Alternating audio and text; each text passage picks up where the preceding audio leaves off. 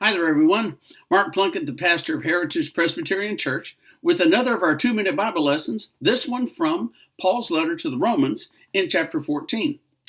A long time ago, I had a great aunt named Aunt Bettie. She was one of my favorite aunts. She was just the coolest lady, a real Christian, a real scholar of the Bible, woman who lived her faith too. She didn't just read the Bible, she lived it. She did everything she could to be the kind of Christian that she knew Jesus wanted her to be.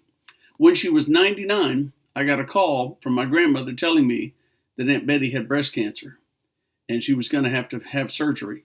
And I was very upset. I remember asking God, this is so unfair. Why would you do this to this sweet lady, this servant of yours?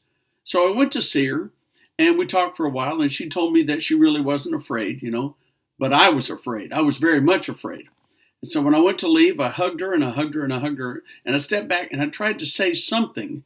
And instead, my eyes filled with tears at the thought of this dear, sweet old lady being taken due to breast cancer. And she smiled. I'll never forget. She took my face in her hands and she said, Mark, don't you realize I can't lose? If I die, then I'll get to see Jesus. And if I live, I get to see you. And I drove home thinking, that lady's got some serious courage. But remember what I said about her being a student of the Bible? A Christian who studied the Bible? Well, years later, it occurred to me that she may have gotten her faith from a line in Paul's letter to the Romans. Listen to what Paul said. If we live to the Lord.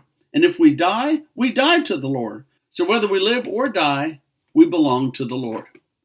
I wonder if Aunt Bettie got her faith on that particular item, facing breast cancer and maybe dying at 99, I wonder if she got that strength from Paul's reassuring letter to the Romans. I don't know, but I'll tell you this, she lived. She lived 2.5 more years. She didn't die until she was 101 and a half. So I got to spend more time with that beautiful lady. Aunt Bettie couldn't lose. You know what, Christians? We can't lose either.